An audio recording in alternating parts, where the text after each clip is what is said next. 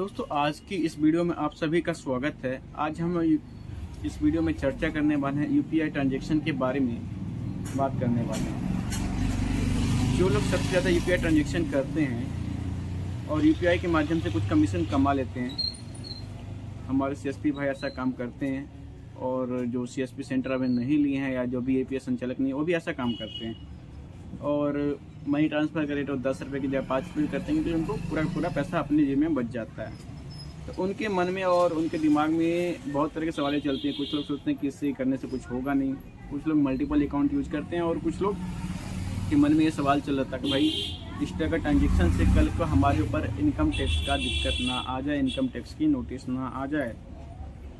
और लिमिट कितनी होती है यूपीआई ट्रांजेक्शन करने की, एक महीने की या एक दिन की, ठीक है ना। तो एक दिन का सभी को लगभग पता होगा, तो हम बताएंगे कि आखिर कैसे होता है, कितना पैसा यूपीआई से आप अपने अकाउंट में ले सकते हैं और कितना आप सेंड कर सकते हैं।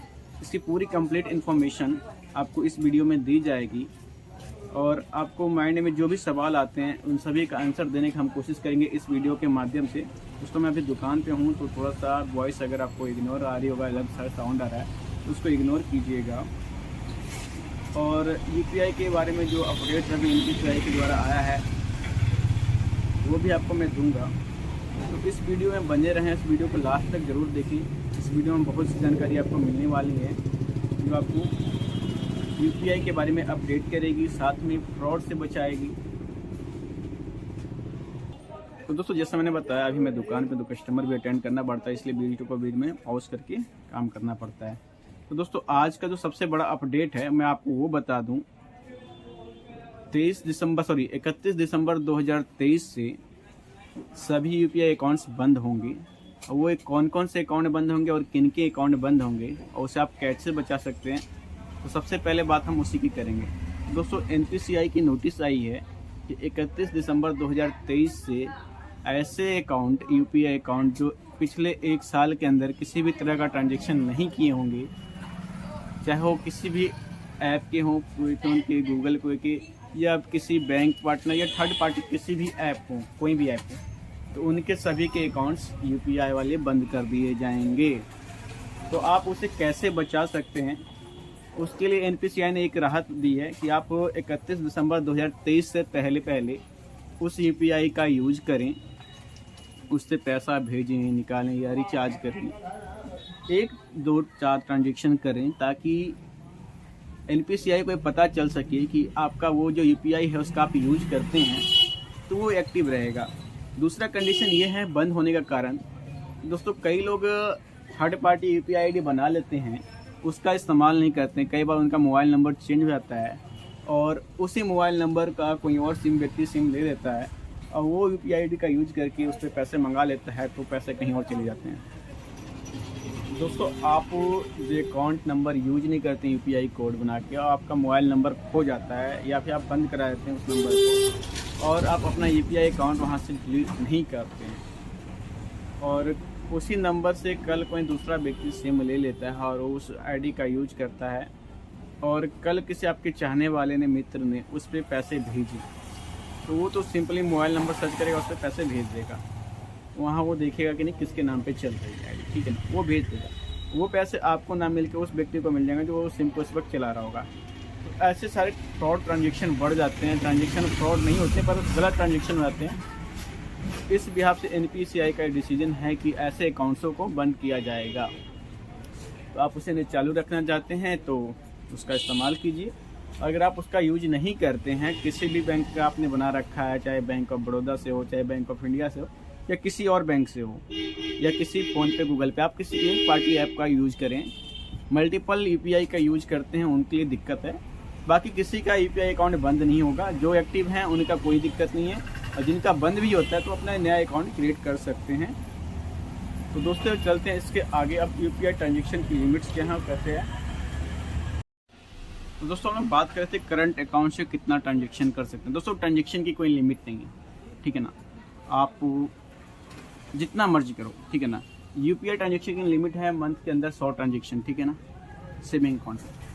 करंट अकाउंट पे कोई लिमिट नहीं है। तो इसका मतलब ये नहीं कि आप फ्री हो, आपको मल्टीपल ट्रांजेक्शन करो, बड़े बड़े अमाउंट ले लो। दोस्तों अगर आपके अकाउंट पे 5 लाख से ऊपर का ट्रांजेक्शन है तो आपको ITR फाइल करनी पड़ती है, चाहे वो सेविंग हो या करंट, ठीक है। अब उसके बाद थोड़ी सी अगर मैं कहीं गलत हूँ तो आप लोग कमेंट में बता सकते हैं, ठीक है ना। अब पिछले साल मैं बताऊं कि मेरे पास भी नोटिस आई थी 2022 के अंदर, 2022 के अंदर नोटिस आई थी करंट अकाउंट पे। तो सिर्फ फर्म के नाम से करंट अकाउंट बनाइएगा, इंडिविजुअल करंट अकाउंट नहीं बनाइएगा, ठीक है। और फर्म के नाम से ही बनाते हैं तो फर्म के नाम से उस पर जो ट्रांजेक्शन करते हैं सभी से ट्रांजेक्शन नहीं लेना है। आप अगर UPI ट्रांजेक्शन कस्टमर से लेते हैं लीजिए, कोई बड़ी बात नहीं है, ले सकते हो। पर हर कस्टमर का अगर आपको जानकारी है तब उससे लीजिए, नहीं तो मत लीजिए। उस केस में क्या होता है ना, जैसे कि आप किसी कंपनी के साथ काम करते हैं तो DMT ट्रांसफ़र उसमें होता है, और DMT ट्रांसफ़र चार्जेबल होता है, यह आप सभी को पता है।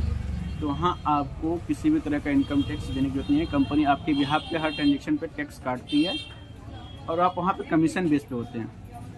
तो आपके कमीशन का जो स्लैब बनता है ना, रिटेलर में आपका पोर्टल में अगर आप देखोगे तो कमीशन का एक स्लैब बना होता है, और उसी के साथ आपको इनकम टैक्स का सर्टिफिकेट होता है, जो रिटर्न का सर्टिफिकेट होता है, आप उसे डाउनलोड कर सकते हो। तो हर एक पोर्टल में ये मिल जाएगा आपको। तो वो सर्टिफिकेट आप डाउनलोड करो, और जैसे मतलब जून जुलाई के अंदर आपका ITR फाइल होता है, आप ITR फाइल करके आपका रिटर्न क्लेम कर सकते हैं अगर आपका कमीशन 5 लाख से नीचे है तो, ठीक है। और आपको कमीशन जो भी कटा होगा, आपका चार्जेस कटता है TDS में, वो आप क्लेम कर सकते हो। जिन भाइयों को क्लेम करना नहीं आता है और मुझसे इस वीडियो के बाद कांटेक्ट कर सकते हैं। मेरे पास इनकम टैक्स क्लेम करने के लिए आदमी हैं, इनकम टैक्स रिटर्न फाइल करते हैं, GST रिटर्न भी फाइल करते हैं, एवं CA से भी आपको काम है तो आपका काम हम करवा सकते हैं। इसलिए आप अपने नंबर ले सकते हैं या फिर उनसे आप CA का नंबर ले सकते हैं, ठीक है। तो बाकी आपको CA से बात करनी पड़ेगी, आपके साथ और क्या क्या प्रॉब्लम है वो आपको उनको बताना होता है। अब इनकम टैक्स का नोटिस आता क्या है? इनकम टैक्स आपको 136B का नोटिस देती है। उस नोटिस के तहत आपको जवाब देना होता है कि आपने जो ट्रांजेक्शन किए हैं वो सारे ट्रांजेक्शन किस बिहाफ पे किए हैं, किसको किए हैं और क्यों किए हैं। साथ ही उस पेन नंबर से, अगर आपका फर्म के ऊपर है तो आपको सिर्फ फर्म का आएगा, बट अगर आपने सिर्फ इंडिविजुअल ले रखा है तो उस इंडिविजुअल पेन कार्ड के ऊपर जितने भी आपके अकाउंट चल रहे हैं सबका बायोडाटा, मतलब आपको सबका स्टेटमेंट देना पड़ेगा। साथ ही आपको ये भी बताना पड़ेगा कि उस फाइनेंशियल ईयर में आपने कुछ खरीदा है, बेचा है या नहीं, तो वहाँ पे आप फंस सकते हैं। इसलिए UPI ट्रांजेक्शन आप लिमिट में करें, उन लोगों को करें जिनका जान परिचय है। और उस केस में जब आपके पास नोटिस आएगा ना, तो जो CA होगा आपसे डिमांड क्या करता है। CA अगर आपके पास किसी पोर्टल के थ्रू किया हो तो वहाँ कमीशन बेस पे आप काम कर रहे हैं तो वहाँ पे CA आपसे कम चार्ज करेगा। बट अगर आप डायरेक्ट काम कर रहे हैं, करंट अकाउंट खुला लिया बिजनेस वाला, वहाँ से आप ज़बरदस्त पैसे भेजी जा रहे हैं, लोगों से पैसे रिसीव किए जा रहे हैं, तो आप 1% कस्टमर से चार्ज कर रहे हैं, ठीक है ना। 1% चार्ज करें तो वहाँ पे CA आपको कहेगा कि भैया 0.5% का हमको जितना आपने कमाया है उसका हमको चाहिए, तब आपका हम काम करेंगे। CA इस तरह की बात करते हैं। आपके पास सोल्यूशन नहीं रह जाता कि आप क्या करो। और आपको नोटिस का जवाब जो आता है ना, बैक डेट का आता है।